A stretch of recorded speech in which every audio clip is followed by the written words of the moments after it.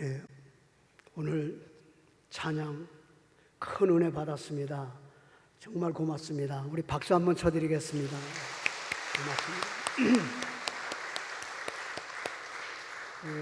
이렇게 음악을 성가를 만들기가 참 어려운데 우리 지휘자 선생님 우리 박수 한번 쳐드리겠습니다. 네. 고맙습니다. 오늘 아침에는 사도 바울이 고린도 교회에 보낸 두 번째 편지 가운데 맨 마지막에 있는 13장 11절로 13절까지의 말씀 부분을 통해서 함께 은혜를 나누려고 합니다.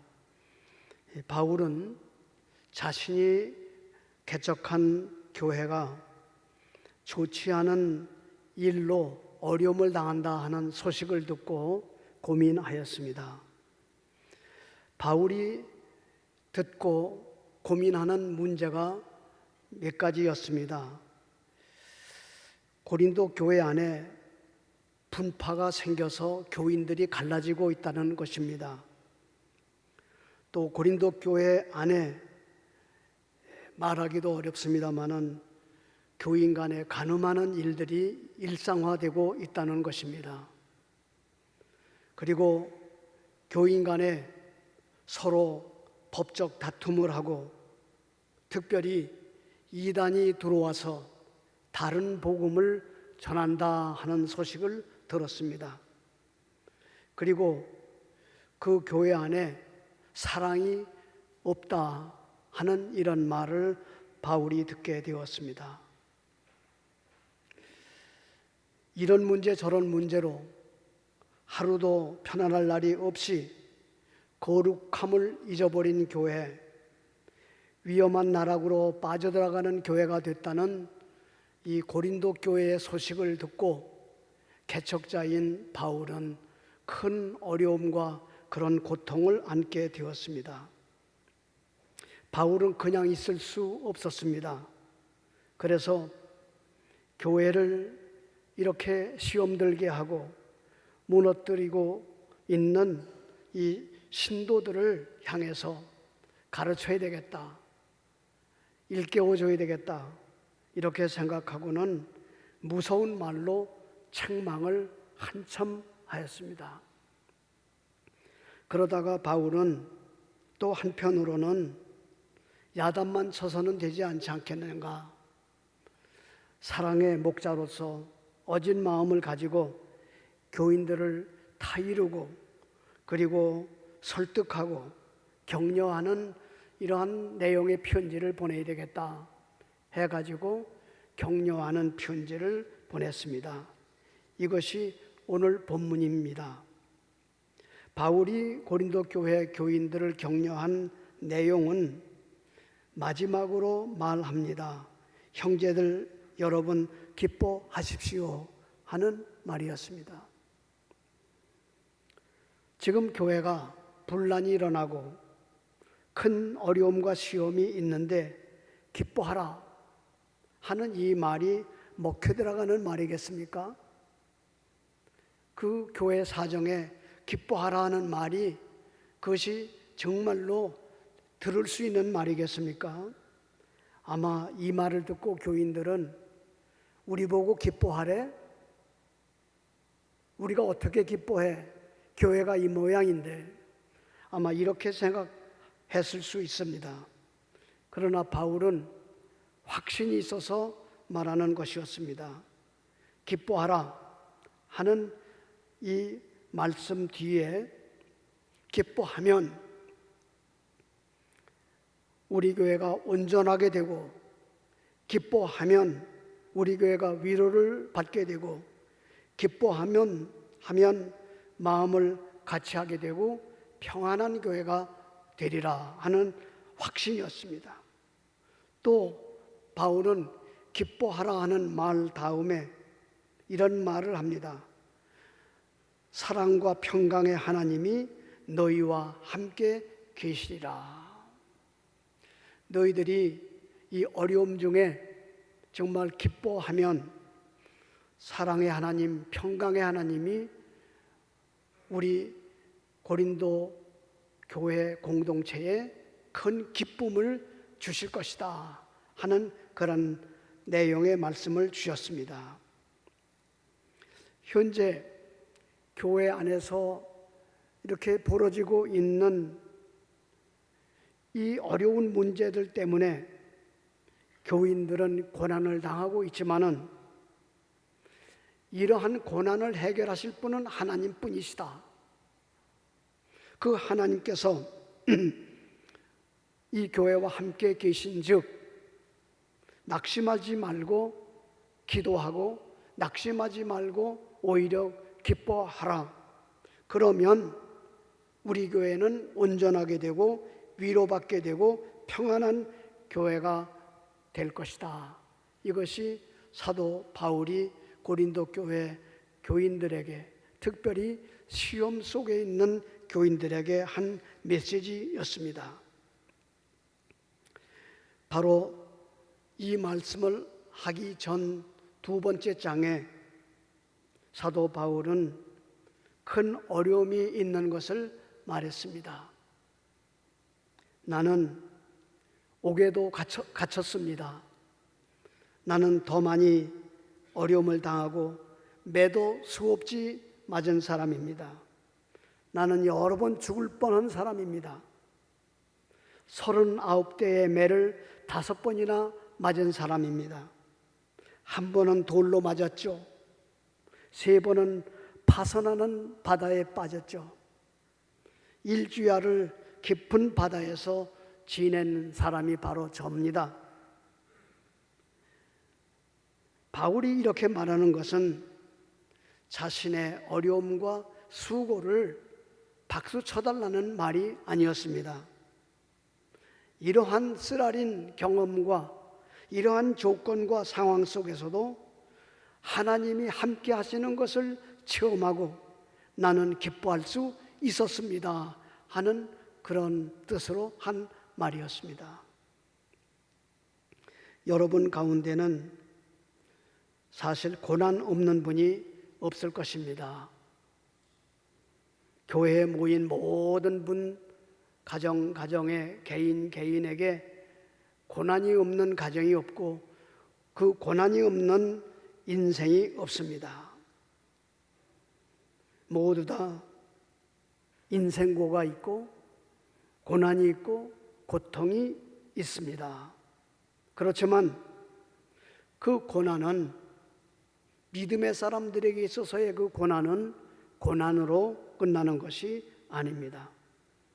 성경은 고난을 통해 승리한 사람들의 이야기를 많이 기록하고 있는 책입니다. 그 고난을 다루면서 결론은 기뻐하라는 것입니다. 고난을 당할 때 혼자 당하는 것으로 생각하지 말고 하나님을 모시고 맞이한다고 생각하면 하나님의 보호를 받게 되고 그 인생을 아주 기쁘고 감사하게 살 수 있게 된다. 바울은 이런 의미에서 기뻐하라고 말했던 것입니다. 이스라엘이 건국되는 초기에 두 왕이 있었죠. 사울 왕과 다윗 왕이었습니다. 사울 왕은 농부 출신이고 다윗 왕은 목동 출신이었습니다. 두 사람 다 평범한 사람이었죠. 그런데 이 두 사람 다 하나님의 택함을 받고 이스라엘의 왕이 됐습니다. 그런데 두 왕의 마지막은 판이하게 달랐습니다. 사울 왕은 비참한 최후를 맞이했고 다윗은 이스라엘 역사에서 가장 위대한 왕으로 기록되었습니다. 그러면 무엇이 이 두 왕을 이렇게 갈라지게 했습니까? 무엇이 이 두 사람의 결과를 이렇게 달라지게 만들었습니까? 사울 왕을 보십시오. 사울 왕의 일생에는 고난이 없었습니다. 그는 왕이 되기까지, 그리고 왕이 된 다음에도 고난도 고통도 없었습니다. 편안했습니다. 아무 고통을 겪지 않고 왕의 그 자리에 앉아서 살았습니다. 그러면서 사울은 그 자리를 지키려고 욕망과 출세의 그러한 그 욕망으로 자기 자리를 지키기 위해서 학정을 했습니다. 사울은 왕의 자리에 있으면서 하나님께 감사하다는 뜻이 없었습니다. 감사합니다라는 마음이 없었습니다. 하나님의 은혜를 생각하지 않았습니다. 다만 다윗이 내 자리를 빼앗으려고 한다라는 생각 속에서 다윗을 죽이려고 하고 다윗을 내쫓으려고 하는데 온 힘을 기울였습니다. 그 다윗이 누굽니까? 자기의 사위였습니다. 참으로 이 사울은 불행한 왕이었습니다.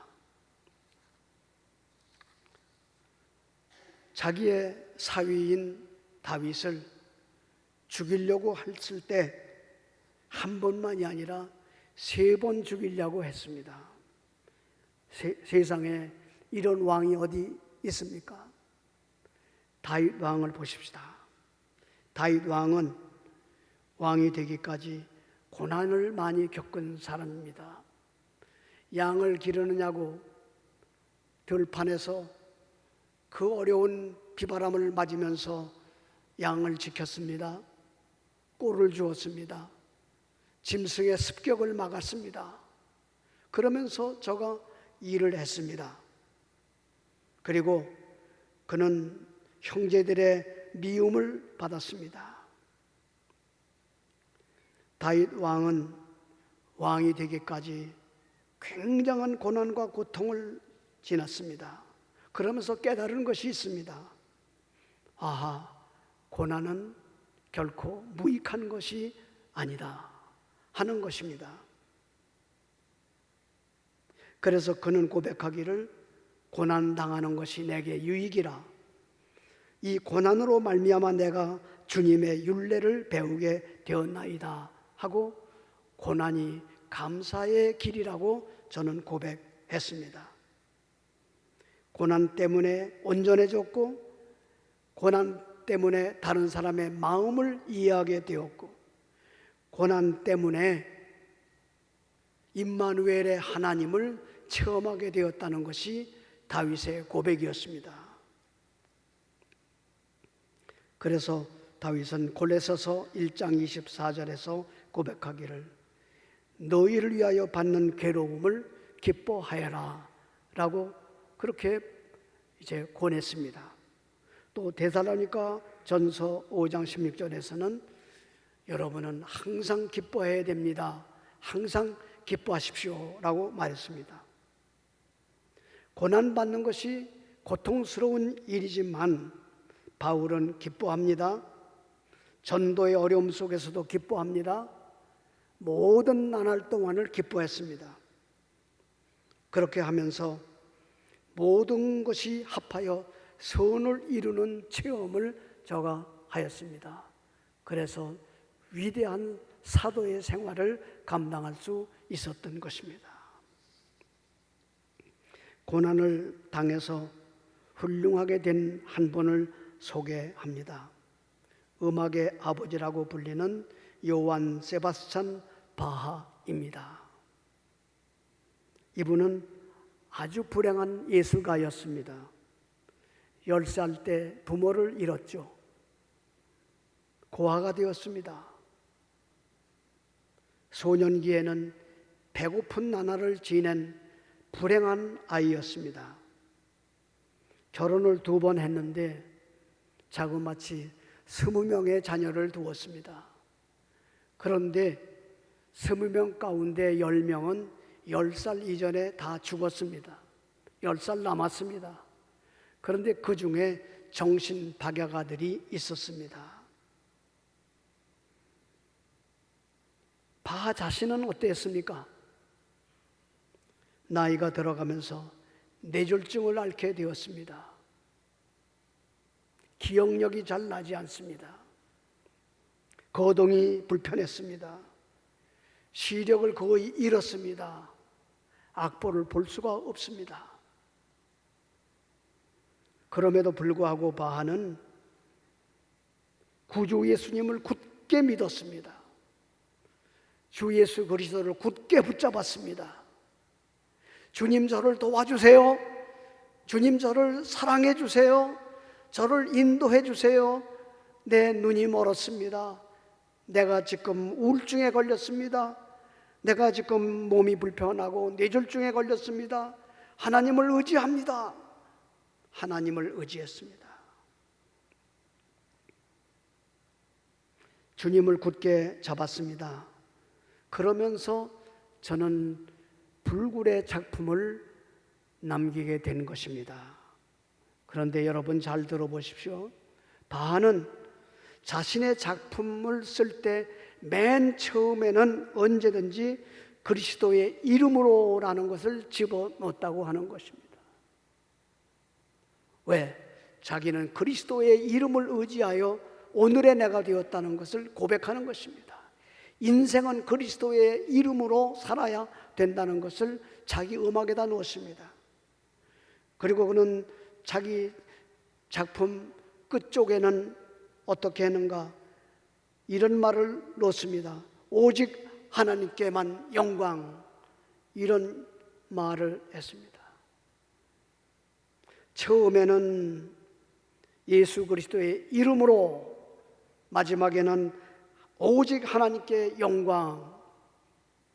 불행했던 바하는 이런 삶을 살면서 그런 가운데서도 하나님 은혜를 기뻐하며 찬양을 했습니다. 자신의 삶에 부딪힌 고난과 고통의 문제가 그를 더 온전한 예술가로 만들었고, 그러한 고통이 오히려 하나님을 의지하고 하나님을 기뻐하는 기쁨의 사람이 되었습니다.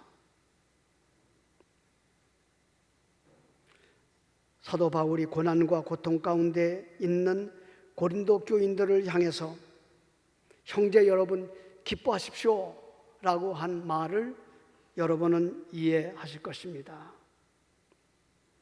오늘 우리들도 이 바울의 권고를 받아야 되겠습니다.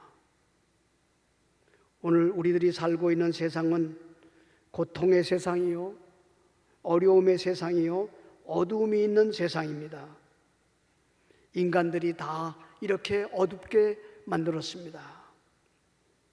지금 이 순간에도 우리가 살고 있는 우리나라 땅 곳곳에, 그리고 지구촌 곳곳마다 인간은 서로 미워들하고 서로 빼앗고 서로 죽이고 하는 전쟁이 지금 끊임없이 일어나고 있습니다. 우리 삶에도 끊임없이 어두움이 있고 좌절이 있고 눈물이 있고 다툼이 있고 죽음의 그늘이 항상 드리워져 있습니다. 지상에 세워진 교회는 어떤가? 고린도 교회가 그렇듯이 교회 안에는 온갖 이런 불상사들이 있고 은혜스럽지 못한 일들도 있습니다. 그러나 우리는 오늘의 현실이 곤혹스럽고 고통스럽지만 하나님께서 우리와 함께 계신다는 믿음을 갖고 우리는 서로 기뻐해야 되겠습니다.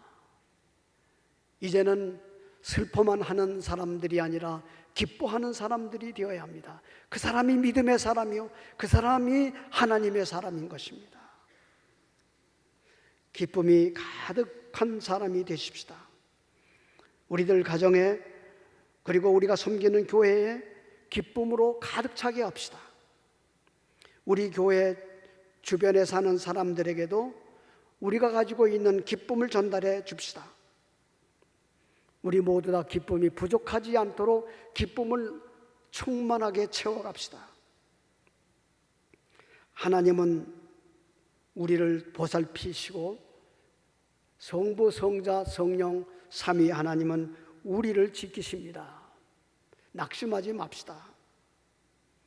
오늘 말씀 맨 마지막에 주 예수 그리스도의 은혜와 하나님의 사랑과 성령의 교통하심이 항상 여러분과 함께 있을지어다 라고 축복합니다.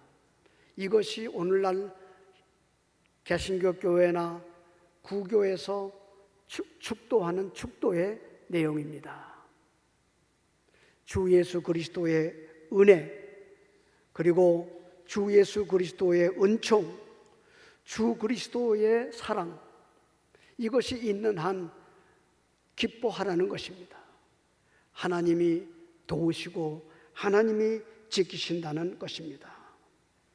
그리스도 없이는 은총도 없고 하나님 없이는 사랑도 없고 성령 없이는 공동체의 친교와 일치도 없다는 말입니다. 그러나 그리스도 있으면 은총이 있고 하나님 있으면 사랑이 있고 성령 있으면 친교가 있고 일치가 있다는 것입니다. 그러므로 기뻐하라는 것입니다. 우리 모두 이 말씀을 듣고 형제 자매 여러분 기뻐하십시오 하는 이 말씀을 따라 온 교회가 기뻐할 수 있게 되기를 주님의 이름으로 축원합니다.